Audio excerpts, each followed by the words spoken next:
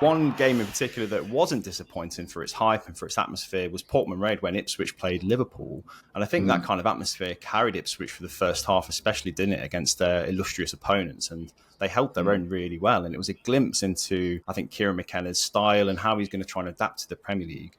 And for an hour or so, they held firm against Liverpool, didn't they? Yeah, it was interesting because they played the first half more like they were in the Championship still in two ways. One, they knew how to play football and they were willing to kind of transition the ball quickly through their opponent, move the ball quite fluidly down the channels. But also, they were really physical in a way that we're kind of used to seeing in the Championship. Like they were flying into tackles, defenders were winning duels wherever they could, and Liverpool kind of seemed a bit startled by them. And I think with this Liverpool side, once they get into a rhythm, they can tear you apart.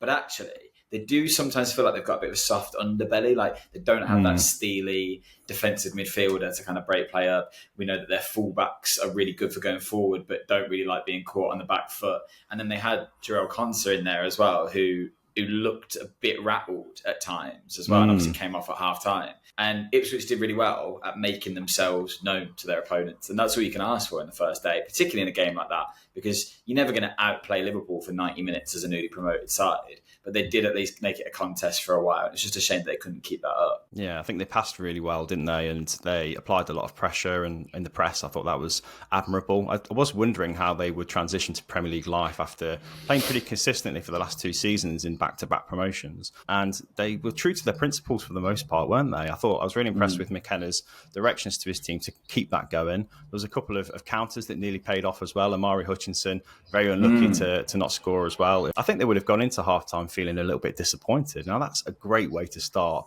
life back in the Premier League, isn't it? That kind of impetus must have done them pretty good. It definitely is, and it feels like it's only going to get better as well, because their recruitment looks really strong as well. Like, they had a couple of new signings on the bench that they'd only brought in the last sort of day or two. They've got Championship's top scorer from last season waiting to come in. So when you're looking at trying to become more potent going forward, like Hutchinson, for example, that counter-attack you mentioned, it's excellent play from Delap and Hutchinson. But you just wanted him to go onto his right foot, and then I think it looks like it's almost a guaranteed goal. And instead he tries to check back too much. You need that clinical edge when you're in the Premier League, but you're not going to get as much time on the ball as he probably did in the Championship. So there's definite work to be done. But then you look at the likes of Calvin Phillips coming in as well. I think that's an excellent signing for them. We know what he can do at that sort of level. And when he was in the kind of fight with Leeds, he was brilliant for them and showed not just that kind of determination and grip, but a lot of technical ability. And I think he'll add a lot to this Ipswich midfield, and a team that has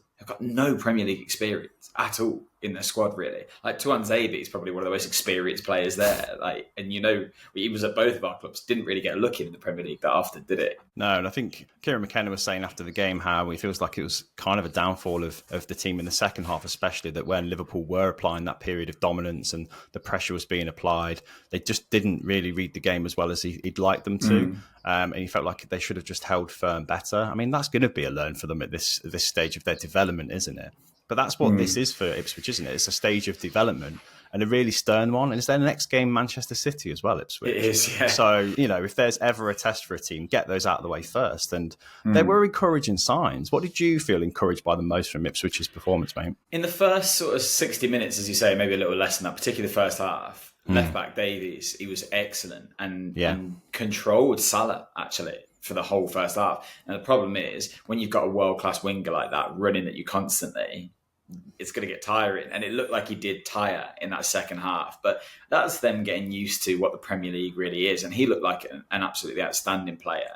It was only when you sort of saw that drop-off. Even for the first goal, when Trent plays that ball in behind him, he tries to play him offside, he misses it, and then he looks too tired to track him as well. Yeah. But that's because the first half, they just put everything into it. And they'll find a balance of like what their engine is really capable of. But there's talent in that squad. He looked brilliant at times. Hutchinson, as you mentioned, we know what he's capable of. I think Delap played really well the first half as well. So, yeah, it's a good squad, actually. Better than I think I probably gave it credit for when I first looked at it. And that's what they'll need to try and stay up, isn't it?